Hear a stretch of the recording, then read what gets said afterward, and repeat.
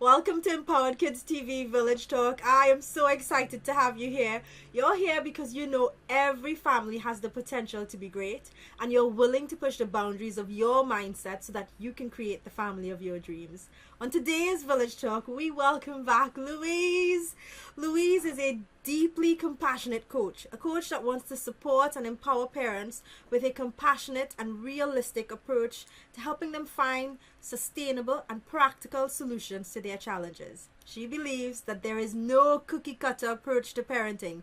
What works for one child might not work for another. What works in one moment might not work for the next. Louise works with parents to help them find a way that works for them and their child in each moment. A mom of three and a parenting coach, you can find loads of information about Louise and how she can help you at yourparentingpartner.com. Louise, welcome back to the show. Thank you. Thanks so much for having me. It's always great to be here, Nicole. All right, let's go on to today's question. Today's question comes from Beth. And Beth writes, I need some advice on what I should say to my 11-year-old son. He recently started high school. He has struggled to make friends because the other boys see him as a nerd because he's so clever. He works hard to get great results. He has opened up to me saying that he wants some friends and he's finding that by being silly in class, he is becoming more popular. Of course, I want him to have friends, but at the same time, I want him to carry on doing well in his lessons. He is worrying about his silliness, but is torn between doing the right thing and wanting friends. Any advice? Oh boy. Oh, yeah, sounds like a great kid. It does. And, it breaks our hearts as parents. I mean, every child's a great kid. I truly believe every kid's a great kid, but it's very hard as a parent when you see these great traits, the things that we want in our kids, and we see them and they're teased about those at school.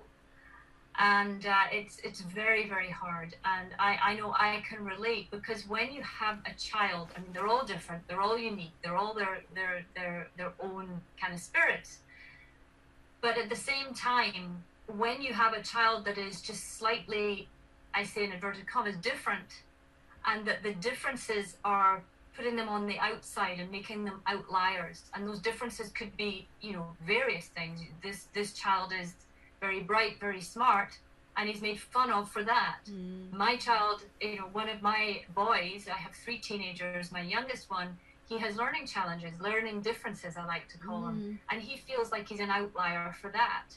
So it's how do we help our children see the brilliance in themselves, see the differences, see the amazing uniquenesses, and help them realize that, the system and people require us to fit, and that so often you hear parents saying, he's a round peg in a square hole or a square peg in a round hole. And they say, he doesn't fit in. And I kind of say, fit into what? We think there should be something to fit into. And we fit into ourselves. We will not fit into anything else because there's no model that will receive us exactly as we are. But we want to be accepted for who it is we are and exactly as it is we are. And to for a child to be putting on a silly face in order to feel that they need to fit in, you can understand why he might be doing it. But at the same time, you want him to understand that he doesn't need to do this to fit in. That if he needs to do this to fit in, then he's maybe trying to fit into that place that's not for him. So the friends who are teasing him for being smart, are they friends anyway? And to try and find some like-minded kids that he will relate to more and other kids will relate to him. So maybe find some clubs or things or activities that he likes, and you might find other kids, similar kids in those activities that the fit, so to speak, might be better. But it's so hard when you see your child not fitting and desperately wanting to fit, and I want friends and they don't, it's hard. It's very, very hard. Absolutely, Louise. And I think that's a great point, that the point you made of where do you want to fit into is absolutely beautiful, because we all try to fit into spaces when really this is the space we need to fit into. We need to be able to look within and see that we are valuable and we are beautiful. And that's really something that I think if we can empower our kids with from a very young age, will carry them through life in a very resilient way. And I mentioned to you, so my son is of a similar age, and he's just started high school. And in recent weeks, I've heard him say that I'm the awkward one, almost owning it like a label. Clearly someone has called him awkward and he's owned it. And we've had a conversation about how he sees himself, and recognizing that any label that somebody gives him is their label. They're the one that came up with the label. It belongs to them. He gets to decide and to define who he is. And he shouldn't just take someone else's label or someone else's opinion of him and own it and wear it like it's a jacket. He gets to really look at himself and say, I am a clever boy. I am smart, I am hardworking, I am funny, whatever labels he would like to put on himself. He gets to decide that. I don't even get to decide it, right? He gets to decide that for himself and to really honor it by how he shows up.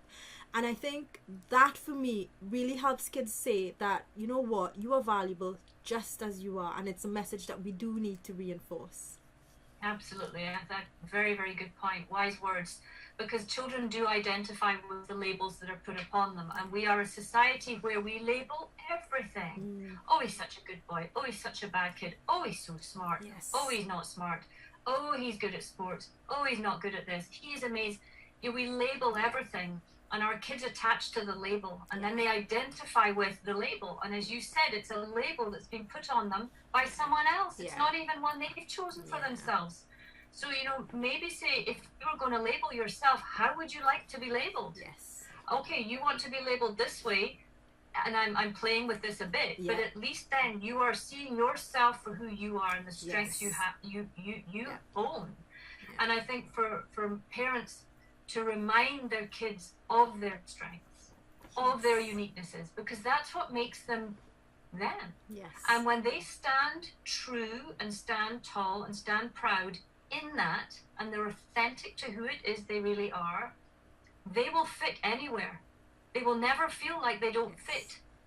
And when our kids take on a persona that is not really theirs, so in this case this child's taking on a silly persona, it's not really him, so he's finding it hard to identify with it. But because the other kids seem to like the silly coat, of course he wants to wear the silly coat.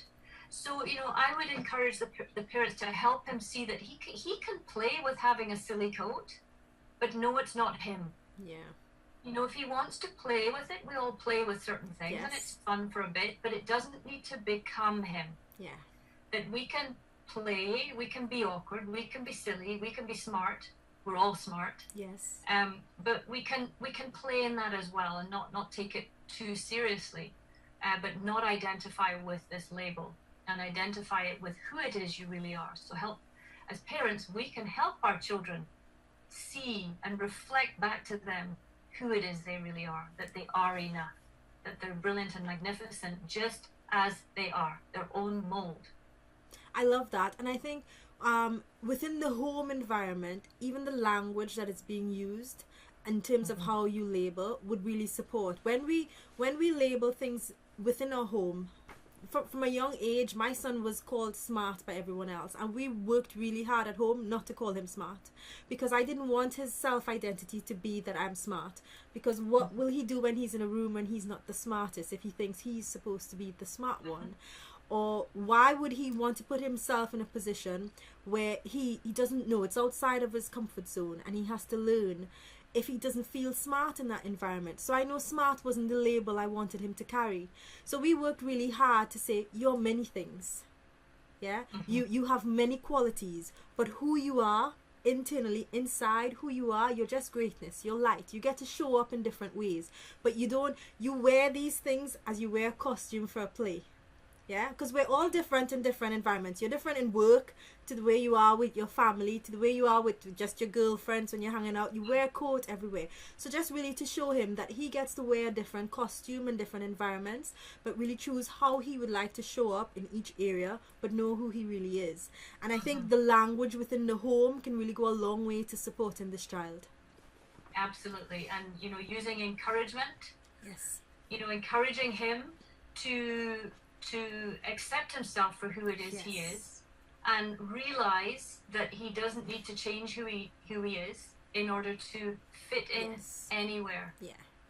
It's a really powerful message, and it can be done through, you know, as you say, changing the language in the home, and just helping them see their strengths. You know, a nice thing to do might be around the, I like at meal times, we used to do this for a bit.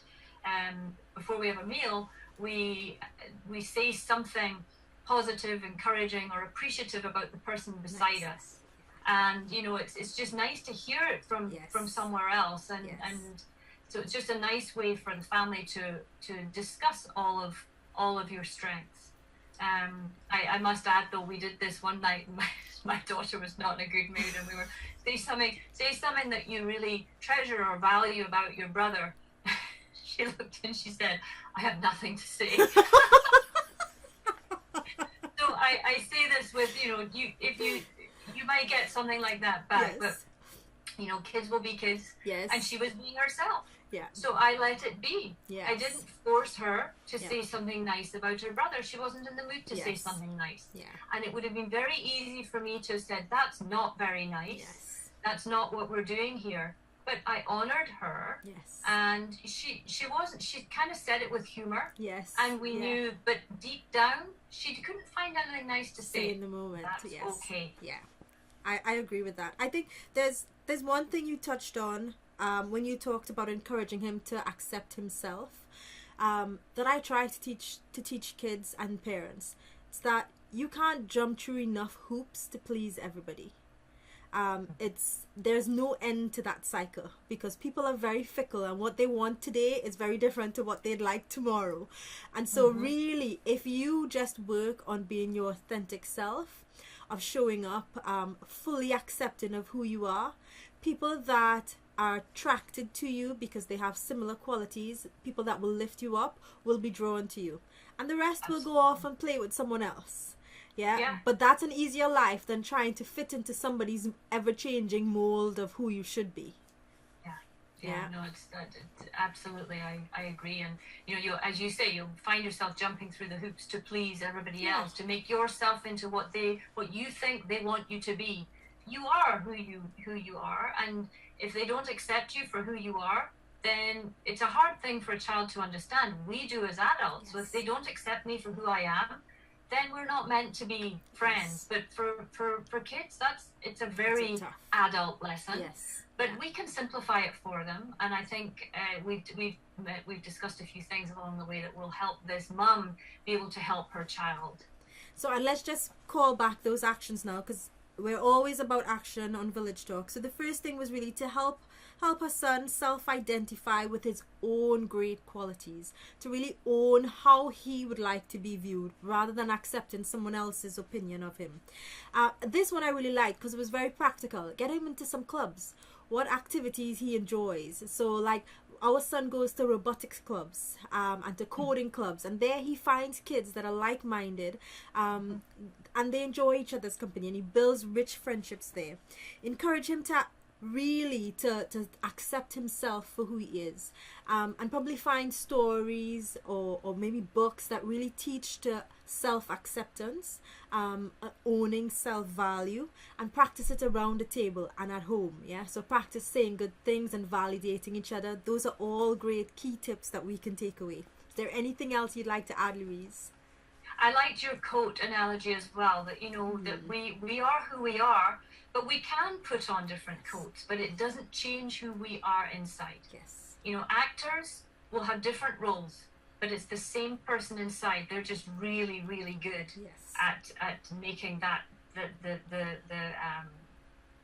the person they're playing. It makes it seem like that it's them, but it's not. Even in those situations, and there's maybe another example you could give to the kids, is that even actors, you'd think they weren't acting, they're so good, but inside is a very different person to the persona that they are taking on in the show. Perfect. So it's a good way to maybe help mums help their kids see this. Yes, that's perfect. Thank you again so much for joining us, Louise. I want to You're very remind welcome. everyone that you can find more information about Louise and access her great coaching programs at yourparentingpartner.com. Thank you for joining us for this episode. We're all about sharing and supporting this village. So if you found value in this episode, be sure to share it with your family and friends. And remember, this is a weekly show. So if you haven't already, subscribe and hit that bell icon so that you'll be notified of our next episode. As we always say in the village, you're just one connection away. With love and gratitude, empower us. Until next time.